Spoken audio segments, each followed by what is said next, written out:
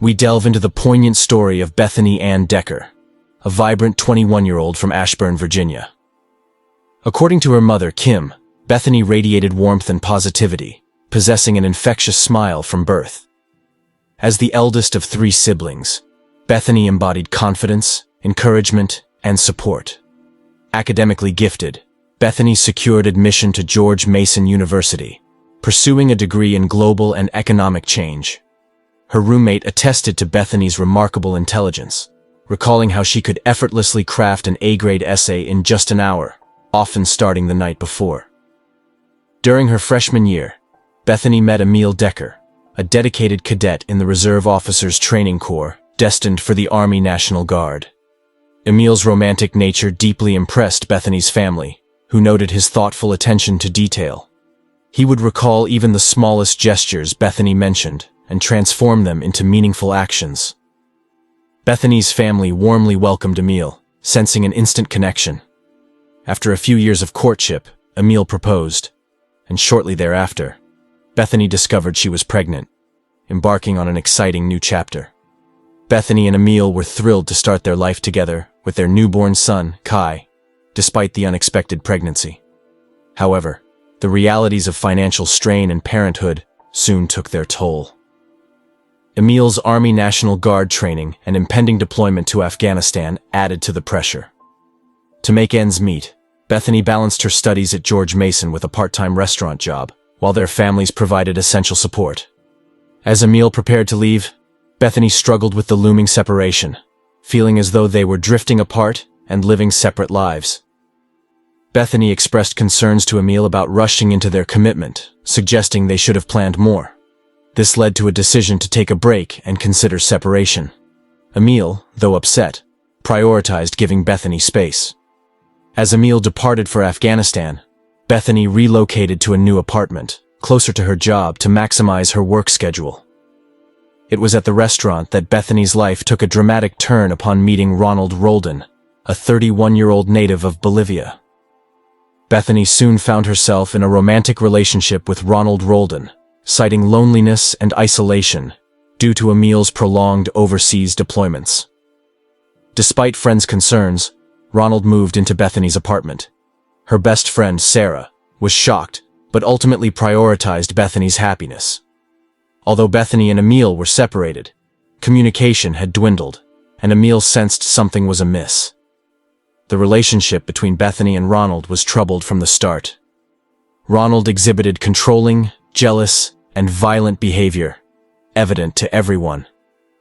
Bethany's mother, Kim, grew frightened upon hearing disturbing accounts of Ronald's actions within the apartment. She suspected Ronald had harmed Kai, who seemed fearful of him and had even suffered a mysterious black eye. The explanation given that Kai fell off a chair while in a friend's care raised suspicions. Further alarming incidents included Ronald posing as Emil in calls to Kai's daycare, which fortunately recognized the deception. The daycare established a secret code to verify authenticity in future calls. Ronald's possessiveness intensified, constantly texting and calling Bethany to demand proof of her whereabouts and companions. Ronald's possessiveness escalated, with him tailing Bethany to verify her whereabouts and waiting outside until she left. Realizing her grave mistake, Bethany confessed everything to Emil, acknowledging her errors. Despite the turmoil, Emil prioritized his family and expressed willingness to repair their relationship. He had sensed something amiss, citing Bethany's distant behavior and intense work schedule. Bethany and Emil planned a reconciliation holiday during his leave. Their marriage teetered on the brink, complicated by Bethany's entanglement with Ronald. Desperate to escape Ronald's toxic grasp, Bethany and her mother, Kim, devised a secret plan. Bethany confided in friends and family about the dire situation, seeking a safe resolution. As 2010 drew to a close, Emil sent a heartfelt message from Morales Frazier. "Hi, I'm Specialist Decker. To my lovely wife in Fredericksburg, Virginia, and my son Kai, I love and miss you both dearly. Merry Christmas." In mid-January 2011, Emil received leave, and the couple proceeded with their holiday plans. Upon Emil's airport arrival, Bethany revealed another complication. She was pregnant with Ronald's child. Emil, unfazed, prioritized family unity, and proceeded with their Hawaiian getaway. Returning from overseas, I was grateful to be alive and home with my family. Nothing else mattered, he said.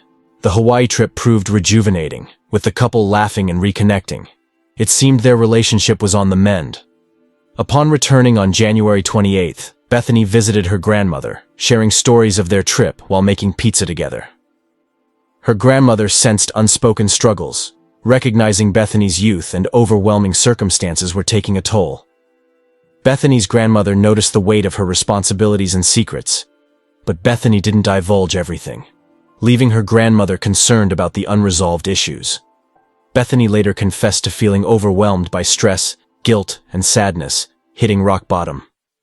Crisis discussions continued during dinner with her grandmother and Emil, but suddenly, Bethany's phone erupted in alerts. She hastily exited, warning that she had to return home to avoid unspecified consequences. Emil was due to leave in a few days, and despite their rejuvenating break, uncertainty lingered. As Emil prepared to depart on February 2nd, Bethany promised to see him off at the airport, reassuring him, "I'll always be there, no matter what."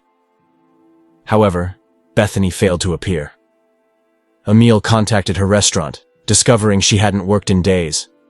Before boarding, he alerted Bethany's family, sensing something was amiss, as she always saw him off despite their past issues.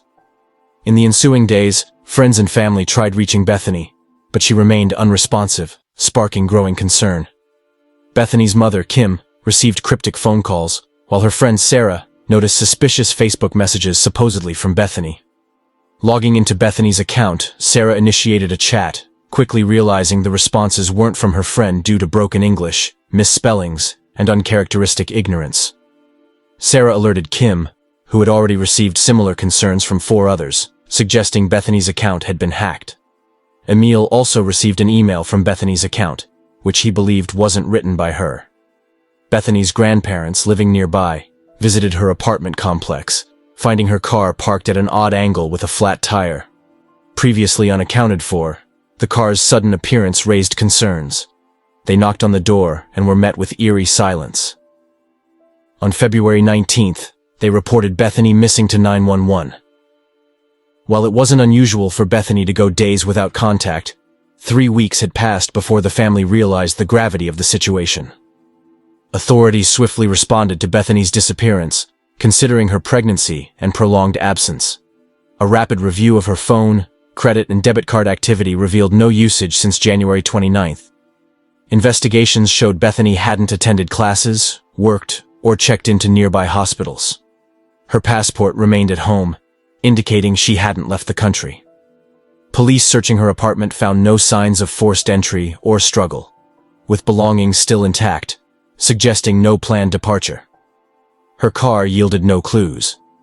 By early March, detectives held a press conference deploying divers, K-9 units, and Federal Bureau of Investigation assistance. Although leads emerged, they yielded no concrete results. Emil, the last known person to have seen Bethany, returned home to aid the investigation. He voluntarily underwent a polygraph test and extensive questioning, demonstrating full cooperation with authorities. Emil vehemently denied involvement in Bethany's disappearance, expressing profound concern despite their marital issues. He acknowledged the suspicious timing of his departure and Bethany's pregnancy with another man's child. Emil cooperated fully with authorities, answering painful questions to clear his name. His movements between January 28th and February 2nd were thoroughly accounted for. Investigators considered the possibility that Bethany, overwhelmed by stress, had voluntarily disappeared. However, her prolonged absence from her mother, grandmother, and son, Kai, was uncharacteristic. Authorities maintained a missing persons case status, refraining from labeling anyone a suspect to avoid influencing public perception. Their focus remained on locating Bethany. One key individual remained to be questioned: Ronald Roldan, the father of Bethany's unborn child, and a figure with a troubling history in their relationship. Detectives located Ronald Roldan at his parents' residence, where he claimed to have moved due to the ended relationship. His account revealed he was the last person to see Bethany, contradicting Emil's January 28th encounter. Ronald stated he saw Bethany on January 29th's afternoon, describing her as normal. The apartment complex manager partially corroborated this, recalling Bethany's 2:08 p.m. call to confirm her shifts, but she never showed up for work. Ronald justified not reporting Bethany's disappearance by citing their severed ties and lack of communication. ATM records showed Ronald left Bethany's apartment, made a 4:26 p.m. bank withdrawal, and then returned after receiving a text from ex-girlfriend Danielle. Ronald sent Bethany 2 messages, at 4:01 p.m. and 4:31 p.m., informing her he'd stay with his children. However, Bethany's phone showed no activity after her 2:08 p.m. work call, leaving uncertainty about whether she received Ronald's messages. Danielle corroborated Ronald's alibi, stating she dropped off their children at 4:30 p.m. on January 29th. Ronald mentioned his uncertainty about Bethany's return due to their fight. A search warrant was issued for Ronald's apartment, yielding no evidence. Seized electronic devices also revealed nothing incriminating. Ronald's background check showed prior police interactions, but investigators found no direct links to Bethany's disappearance. As the last person to see her, Ronald became a person of interest, but not an official suspect. Bethany's case garnered national attention, fueled by the complex circumstances, her marriage to Emil, and pregnancy with Ronald's child. As February, her due date passed, detectives released another press statement, contacting hospitals to locate Bethany. The inquiry remained stagnant. Years elapsed, with no breakthroughs. However, in May 2012, a new detective was assigned to the case, revitalizing the family's hope. With fresh eyes on the investigation, the family and authorities remained determined to uncover the truth behind Bethany's disappearance. On Bethany's would-be 23rd birthday, coinciding with Mother's Day, family and friends gathered to raise awareness and share memories. Emil and Kai attended, while Kim connected with the Harrington family, who lost their daughter Morgan. In 2012, Investigation Discoveries Disappeared aired an episode on Bethany's case, generating renewed attention but no breakthroughs. As leads dwindled, investigators prioritized other cases. Emil filed for divorce and gained sole custody of Kai. The case remained dormant until November 12, 2014, when a 911 call in North Carolina revealed a shocking domestic incident. A lady named Vicky claimed self-defense, shooting her boyfriend twice after he attacked her. The boyfriend, unidentified, allegedly grabbed Vicky by the hair, snapped her neck in 2 places, punched, and bit her. Police responded to Vicky's call, setting off a chain of events that would reconnect the dots to Bethany's cold case. It happened that the unidentified boyfriend was Ronald Roldan. Vicky, despite severe injuries, shot Ronald Roldan twice in self-defense. He retaliated, snatching the gun and shooting her 3 times, including once in the head. Vicky escaped to a neighbor's house, where 911 was called. Ronald Roldan was arrested and charged with attempted murder. However, the charge was dropped in a plea deal, and he received a minimum 6-year sentence. Upon completion, Roldan was to be transferred to Immigration and Customs Enforcement custody for deportation to Bolivia. Vicky revealed to authorities that Ronald boasted about making people disappear. After learning about his connection to Bethany's case from a Nancy Grace episode, Vicky confronted him, prompting escalated violence. Vicky warned that if released, Ronald would harm her or others. His dangerous nature and Vicky's testimony reignited investigation into his involvement in Bethany's disappearance. Authorities re-examined Ronald's alibi and potential role in Bethany's vanishing, considering new evidences. Vicky's testimony about Ronald's threatening behavior and boasts, Ronald's history of violence, and his previous status as a person of interest in Bethany's case. Vicky shared her harrowing experience on Dr. Phil, revealing the severe physical and emotional trauma she suffered at the hands of Ronald Roldan, including the loss of an eye and a broken neck. Despite her ordeal, Vicky collaborated with investigators and connected with Kim, Bethany's mother, offering support and sharing information. Vicky and Kim formed a close bond, meeting for the first time on True Crime Daily. Further investigation uncovered Ronald's previous abusive relationship with April, a waitress. April pressed charges against Ronald for pushing her down the stairs, spitting on her, and throwing her belongings outside, but dropped the charges after Ronald paid her $2,500. Detectives re-interviewed Ronald in prison, but he became verbally abusive, refusing to cooperate. Through his lawyer, Ronald maintained his innocence in Bethany's disappearance, expressing hope for her safe return. In 2019, investigators announced progress in Bethany's case, citing analysis from a search warrant for her Facebook account, obtained by Detective Michael Boone, renowned for solving high-profile cases like Hannah Graham's and Morgan Harrington's murders. Morgan Harrington's family had become a vital support system for Kim, Bethany's mother. After a year of silence, November 2020 brought the long-awaited breakthrough. Authorities prepared to close the case, planning a long-distance arrest of Bethany's ex-boyfriend, Ronald Roldan, on charges of abduction. This development followed years of investigation, re-interviews, and new evidence.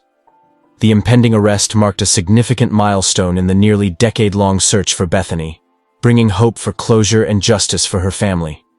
Following his release from a North Carolina jail, Ronald Roldan was set to be transported to Virginia by Loudoun County sheriffs to face charges in the Bethany Decker case.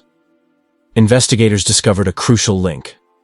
Both Bethany's and Ronald's Facebook accounts were accessed repeatedly from the same IP address around her disappearance.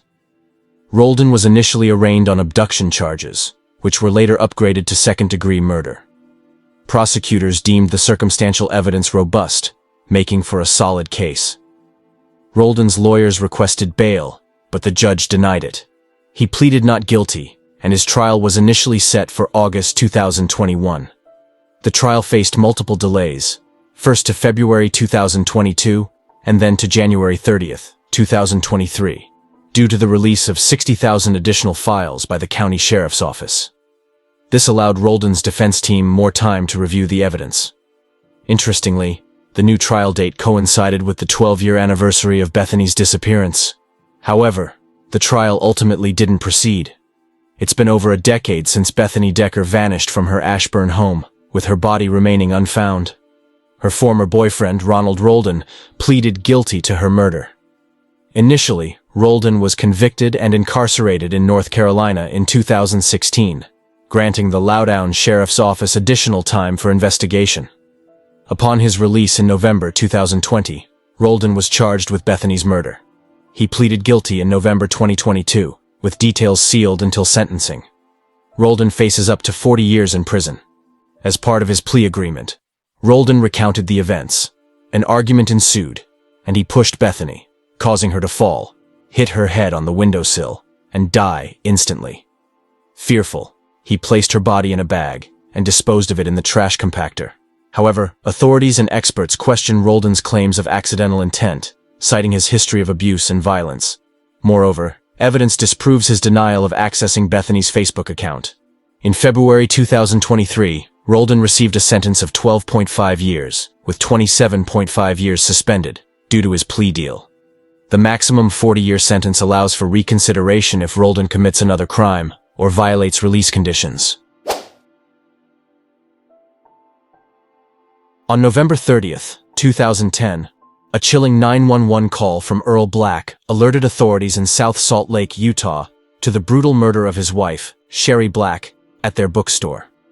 The 64-year-old victim had been viciously stabbed with scissors by an unknown assailant. This senseless act of violence left everyone wondering what could have motivated such a heinous crime. The tragedy would go on to haunt the Black family for a decade. Sherry, a devoted mother and grandmother, had shared a lifelong love with her high school sweetheart, Earl, with whom she had been married for 46 years. Residing in South Salt Lake City, they had built a fulfilling life together. Sherry's warm personality had earned her the affection of neighbors and relatives. Her passion for books was unparalleled, having transformed her home into a library and later expanding it into Earl's bookstore, B&W Billiards and Books. This haven for bibliophiles boasted rare and unique volumes, making it a labor of love for Sherry. Ironically, the very place where Sherry found solace became the site of her untimely demise, leaving behind a trail of questions and anguish. Was Sherry Black's passion for rare books ultimately her downfall? What could have gone horribly wrong in the tranquil atmosphere of her bookstore, leading to such a tragic outcome? November 30th, 2010, began as an uneventful day in South Salt Lake. Earl Black and his employee, Michael, returned home from work, only to discover Sherry missing. They proceeded to the bookstore, where Earl encountered a heart-wrenching scene. Sherry lay lifeless, brutally stabbed multiple times in the head, chest, and torso with a pair of scissors. Overwhelmed with grief, Earl immediately dialed 911. Upon arrival, officers found the bookstore in disarray. Sherry's body was covered in blood, with a jacket draped over her chest and waist, and scissors nearby. During questioning, Earl explained that he had removed the scissors from Sherry's chest and covered her body with his jacket as a sign of respect. Michael, who had known the couple for 20 years, expressed shock and inability to fathom who could commit such a heinous act. After examining Sherry's body, detectives suspected a motivated murder, yet no concrete physical evidence supported this theory, leaving the investigation with more questions than answers. Upon investigation, the bookstore appeared disorganized, but without signs of theft. Witness statements revealed nothing unusual, and nearby surveillance footage showed Earl and Michael departing at 9:30 a.m. and returning at 1:20 p.m. The crime scene yielded crucial evidence, including bloodstains on the doorknob, a pair of scissors, and an Armani belt near Sherry's body.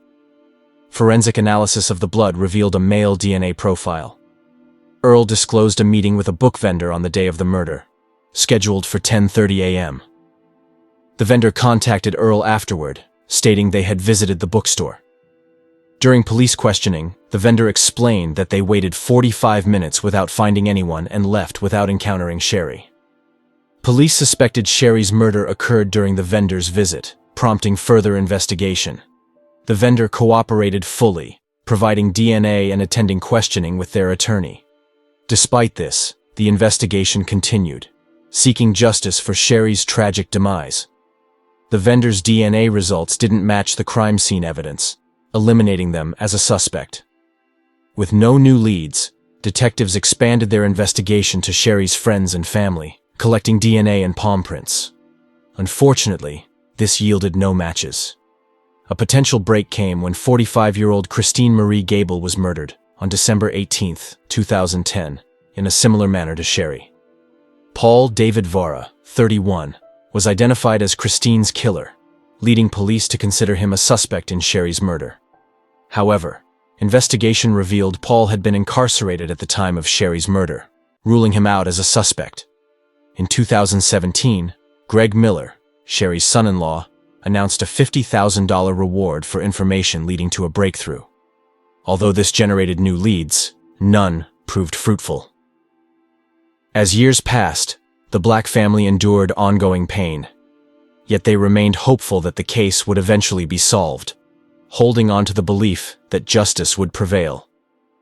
The Black family maintained public awareness through candlelight vigils and media coverage. After 6 futile years, Detective Joe Sutera retired in 2017, and the case transitioned to a joint effort between the South Salt Lake Police Department and the Unified Police Department, with cold case detective Ben Pender. Marking the 7th anniversary of Sherry's murder in 2017, Sorensen Labs developed a genealogical profile from crime scene DNA. Concurrently, Greg Miller announced a $250,000 reward for information leading to a suspect. Despite numerous tips, no substantial leads emerged. As the case grew cold in 2018, Detective Pender took charge, re-examining the victim's family and friends for potential leads. Through meticulous reinvestigation, Detective Pender sought to revive the stagnant case. But unfortunately, no breakthroughs were achieved, leaving Sherry's family and investigators awaiting a resolution. Detective Pender discovered Parabon Nanolabs, pioneers in genetic genealogy, and submitted the suspect's DNA sample in a last-ditch effort to revive the stagnant case. In September 2020, Carol Rolnick from Parabon Nanolabs contacted Detective Pender, revealing she had traced the suspect's father and grandmother to Sacramento, California. Coincidentally, genetic genealogist Dr. Barbara also called with identical information. Detective Pender met the suspect's relatives in Sacramento. The father disclosed the suspect's first name, Antonio, but remained uncertain about the last name due to unresolved paternity. The father and grandmother willingly provided DNA samples. With these new pieces, Detective Pender confidently identified Sherry's killer. To confirm the suspect's identity, Detective Pender needed Adam Antonio Spencer Durbarow's DNA. Following investigative research, officers located Adam in Orem, Utah, 35 miles from Sherry's bookstore. On October 3, 2020, officers discreetly collected Adam's DNA from food containers he discarded at a food court.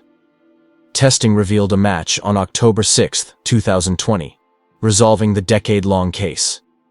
Utilizing cutting-edge DNA technology, justice finally seemed within reach. With an arrest warrant secured, 30-year-old Adam Durbarow was apprehended on October 10, 2020. The news sent shockwaves through South Salt Lake City, evoking mixed emotions. As detectives interrogated Adam, the lingering question remained: would he reveal the motivations behind his heinous crime? Detective Pender probed Adam's background, seeking clarity on his motivations. Adam's shocking and unusual motive raised suspicions of potential underlying factors. Adam agreed to write an apology letter, taking responsibility for his actions. His confession suggested personal growth and redemption, having avoided further crimes since Sherry's murder. Adam's tumultuous past, marked by parental conflicts, juvenile records, and aggression, ultimately led to his incarceration. In October 2020, Adam was booked into the South Salt Lake Adult Detention Center on a homicide charge. Prosecutors charged him with aggravated murder in Sherry Black's death. Salt Lake County District Attorney Sim Gill credited DNA evidence for cracking the decade-long cold case. "This resolution brings relief," Gill stated. "An unidentified murderer creates community uncertainty." In 2021, Adam pleaded guilty to murdering Sherry Black in 2010. On February 23, 2022, he received a life sentence without parole. The Black and Miller families, carrying pain for a decade, found bittersweet closure. "We'll put him behind us, focus on positive memories, and do good things," they said. Adam's motive, dissatisfaction with his life, raises questions. Could intervention from parents or society have altered his path? Sherry's legacy lives on through her loved ones, who now seek healing and redemption. As the family moves forward, they honor Sherry's memory, ensuring her life and legacy continue to inspire and uplift others. Indianapolis Metropolitan Police revealed a significant development in a cold case that spanned nearly 5 decades, involving 3 hitchhiking girls and a man described by detectives at the time as a predator. The mysterious perpetrator responsible for the brutal assaults on the young girls in a field was unmasked during a press conference, finally providing closure to the investigation that had haunted the city for years. Thomas Edward Williams, known as the Slasher by both law enforcement and the victims, passed away at the age of 49 in November 1983 while incarcerated in Galveston, Texas. At the time of the abduction, Williams resided near the location where the kidnapping took place.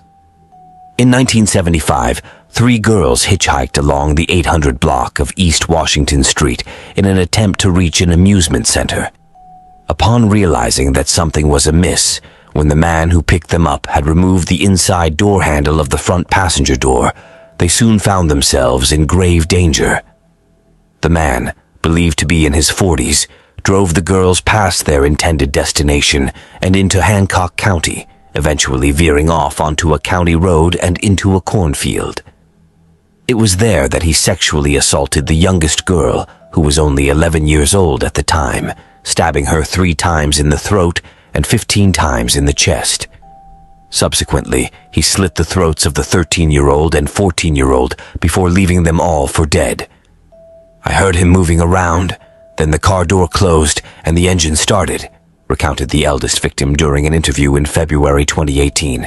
"I was trying to figure out which direction he was heading because I wanted to escape, but the 13-year-old grabbed my leg, causing me to fall. I couldn't tell which way he went." The 2 older victims were unable to locate the youngest victim, who happened to be the sister of the eldest victim. The man had dragged her further into the field. "He lifted me up and threw me into the cornfield," recounted the youngest victim. The 2 older victims managed to crawl out of the field and onto US 40 in an effort to flag down help. 3 men stopped to assist them, transporting them to a motel and contacting the authorities. One officer who arrived at the motel scene first compared the cuts on the girls' necks to the appearance of an accordion. Subsequently, law enforcement returned to the field in search of the youngest victim. A manhunt for the assailant ensued for several years, with newspaper clippings sharing leads and providing suspect sketches based on the girls' descriptions. In a news article, a police detective stated that the sketch matched the description of a suspect known for abducting and sexually assaulting girls from East Side schools. At that time, the Marion County Sheriff assigned 12 detectives to the case. In December 1975, approximately 4 months after the attacks, Marion County prosecutors identified a Homer man as a suspect, although no charges were filed. The search continued, but eventually, the case went cold. In 2018, Steve Gibbs, a detective sergeant with the Marion County Sheriff's Office, took on the cold case and described the assailant as a hunter of victims, stating, "Once you're in his car, it's like being caught in a spider web. There's no getting out." On January 9, 2019, the women underwent DNA swabbing under the supervision of Sergeant David Ellison, who had taken over the case. They visited the city-county building to provide their DNA samples for comparison against the evidence. Without disclosing any details, Indianapolis police announced in a news release that it was through DNA analysis that they were led to the suspect. Following a collaboration between Indianapolis Police, AudioChuck, and DNA Labs International, Deputy Chief Kendall Adams of the Indianapolis Metropolitan Police Department addressed the 3 women, expressing his hope that this would be the first step in providing closure through the criminal justice system. During the news conference, Mrs. Rottler-Trick stated that she had chosen to forgive Mr. Williams for the attack, acknowledging that her decision might not be well received by everyone. Mrs. Smith was the final woman to address the audience. She expressed that the confirmation of Mr. Williams's identity had provided her with a sense of closure and had delivered justice to her family. "It has brought peace to my heart," she stated.